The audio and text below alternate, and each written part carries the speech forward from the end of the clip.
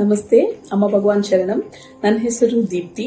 ಅಮ್ಮ ಭಗವಾನ್ ಗ್ರೇಸ್ ಬಗ್ಗೆ ಮಾತಾಡೋದಾದ್ರೆ ಒಂದು ಫುಲ್ ಬುಕ್ ಬರೆಯೋಷ್ಟು ವಿಷಯ ಇದೆ. ನನ್ನ ಲೈಫಲ್ಲಂತೂ ಹೆಜ್ಜೆ ಹೆಜ್ಜೆಗೂ ಅಮ್ಮ ಭಗವಾನ್ ಹೆಲ್ಪ್ ಮಾಡ್ತಾರೆ. ಅಮ್ಮ ಭಗವಾನ್ ಗ್ರೇಸ್ ಕಾಣಿಸುತ್ತೆ. ಮೋಸ್ಟ್ ರೀಸೆಂಟ್ ಎಕ್ಸ್ಪೀರಿಯನ್ಸ್ ಶೇರ್ ಮಾಡೋದಾದ್ರೆ, ನಾನು ಕೆಲಸ ಮಾಡೋ ಕಂಪನಿಯಲ್ಲಿ ನನ್ನ ಟೀಮಲ್ಲಿ ನನಗಿಂತ ತುಂಬಾ ಸೀನಿಯರ್ಸ್ ಇದ್ರು. ಬಟ್ ಆದ್ರೂ ಪ್ರಮೋಷನ್ ನಂಗೆ ಬಂತು. ಇದಕ್ಕೆ ಕಾರಣ ಅಮ್ಮ ಭಗವಾನ್ ಬ್ಲೆಸ್ಸಿಂಗ್ಸ್, ಅಮ್ಮ ಭಗವಾನ್ ಟೀಚಿಂಗ್ಸ್. ಸೊ ಅಮ್ಮ ಭಗವಾನ್ ಟೀಚಿಂಗ್ನ ನಾವು ಯಾವಾಗ ಅರ್ಥ ಮಾಡ್ಕೊಂಡು ಅದನ್ನ ಫಾಲೋ ಮಾಡ್ತೀವೋ ಅವಾಗ ನಮ್ಮ ಲೈಫಲ್ಲಿ ಕಾನ್ಫ್ಲಿಕ್ಟ್ಸ್ ಇರಲ್ಲ, ತುಂಬಾ ಕ್ಲಾರಿಟಿ ಇರುತ್ತೆ. ನಾವು ಬೇರೆಯವ್ರನ್ನ ಜಡ್ಜ್ ಮಾಡಲ್ಲ.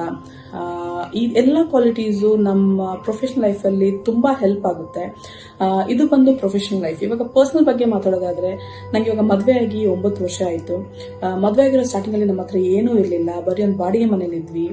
ಒಂದು ಹಳೆಯ ಸೆಕೆಂಡ್ ಹ್ಯಾಂಡ್ ಕಾರ್ ಇತ್ತು ಅಷ್ಟೇ. ಬಟ್ ಇವಾಗ ಅಮ್ಮ ಭಗವಾನ್ ನಮಗೆ 2 ಸ್ವಂತ ಮನೆ ಕೊಟ್ಟಿದ್ದಾರೆ, SUV ಕಾರ್ ಕೊಟ್ಟಿದ್ದಾರೆ, 2 ಬೈಕ್ಸ್ ಇದೆ. ನಮ್ಮ ಲೈಫಲ್ಲಿ ತುಂಬಾ ಖುಷಿ ಇದೆ, ತುಂಬಾ ನೆಮ್ಮದಿ ಇದೆ, ತುಂಬಾ ಗ್ರಾಟಿಟ್ಯೂಡ್ ಇದೆ. ಇದಕ್ಕೆಲ್ಲ ಕಾರಣ ಅಮ್ಮ ಭಗವಾನ್ ಗ್ರೇಸ್. ಸೊ ಅಮ್ಮ ಭಗವಾನ್ ಈ ಗ್ರೇಸ್ಗೆ ಕೋಟಿ ಕೋಟಿ ಧನ್ಯವಾದಗಳು ಅಮ್ಮ ಭಗವಾನ್. ಥ್ಯಾಂಕ್ ಯು ಸೋ ಮಚ್ ಅಮ್ಮ ಭಗವಾನ್. Thank you. ನಮಸ್ತೆ. ಅಮ್ಮ ಭಗವಾನ್ ಶರಣಂ. ನಾನು ಇಂದಿರಾಜಿ ಅಂತ ಕೊಡಗಿನಿಂದ ಮಾತಾಡ್ತಿದ್ದೇನೆ.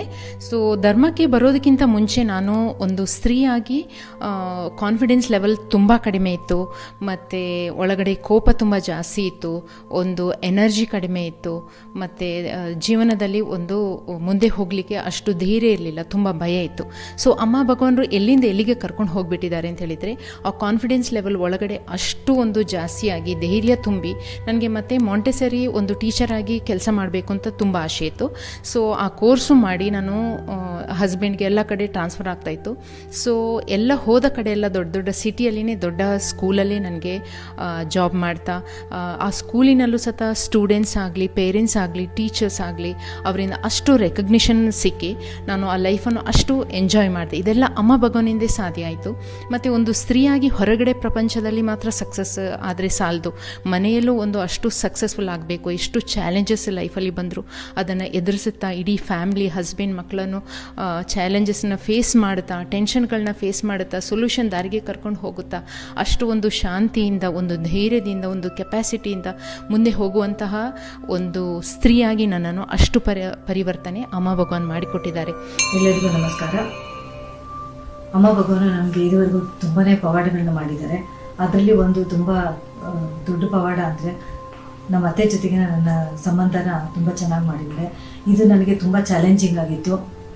ಮೊದಲೆಲ್ಲ ನನಗೆ ನಮ್ಮ ಅತ್ತೆ ಅನ್ಕೊಂಡ್ರೆ ತುಂಬಾ ಕೋಪ ಬರ್ತಾಯಿತ್ತು. ನಾನು ಏನು ಕೆಲಸ ಮಾಡಿದ್ರು ನಾನು ಹೊಗಳಲ್ವಲ್ಲ ಅಂತ ತುಂಬ ಬೇಜಾರಾಗ್ತಾಯಿತ್ತು. ಯಾವಾಗಲೂ ಅವ್ರನ್ನ ತುಂಬಾ ಜಡ್ಜ್ ಮಾಡ್ತಾಯಿದ್ದೆ. ಅಮ್ಮ ಭಗವಾನು ಒಂದು ಕ್ಲಾಸಲ್ಲಿ ನನಗೆ 21 ದಿನದ ಸಾಧನೆನೇ ಹೇಳ್ಕೊಟ್ರು. ಈ ಸಾಧನೆ ಪ್ರಕಾರ ನಾನು ನಮ್ಮ ಅತ್ತೆ ಜೊತೆ ಕೂತ್ಕೊಂಡು ಅರ್ಧ ಗಂಟೆ ಸುಮ್ಮನೆ ಮಾತಾಡಬೇಕಾಗಿತ್ತು 21 ದಿನ. ಅದರಲ್ಲಿ ಮಾತಾಡೋಕ್ಕೆ ಶುರು ಮಾಡಿದಾಗ ಫಸ್ಟ್ ವೀಕು ತುಂಬಾ ಕಷ್ಟ ಆಯಿತು. ನನಗೆ ಅವ್ರ ಜೊತೆ ಮಾತಾಡ್ತಾ ಇದ್ದಾಗ ಯಾಕಾದರೂ ಇಲ್ಲಿ ಕೂತಿದ್ದೀನಿ, ದೋಡೋಗ್ಬಿಡೋಣ ಅನ್ನಿಸ್ತಾ ಇತ್ತು.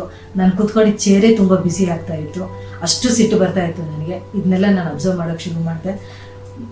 ಆದರೂ ಬಿಡದಂಗೆ ನಾನು ಇದನ್ನು ಕಂಟಿನ್ಯೂ ಮಾಡಿದೆ. ಸೆಕೆಂಡ್ ವೀಕು ಈ ಎಕ್ಸ್ಪೀರಿಯೆನ್ಸ್ ಎಲ್ಲ ಸ್ವಲ್ಪ ಈ ಕೋಪ, ಸಿಟ್ಟು ಎಲ್ಲ ಕಡಿಮೆ ಆಗ್ತಾ ಬಂತು. 3rd ವೀಕ್ ಅಂತೂ ತುಂಬ ಚೆನ್ನಾಗಿದೆ ಅಂತ ಅನ್ನಿಸ್ತಾ ಇತ್ತು. ಈ 21 ದಿನ ಸಾಧನೆ ಮುಗಿದ್ಮೇಲೆ ನನಗೆ ಅವ್ರ ಮೇಲೆ ಇದ್ದಿದ್ದು ಕೋಪ, ಸಿಟ್ಟು ಎಲ್ಲ ಗ್ರ್ಯಾಜುವಲ್ ಆಗಿ ಕಡಿಮೆ ಆಗೋಯಿತು.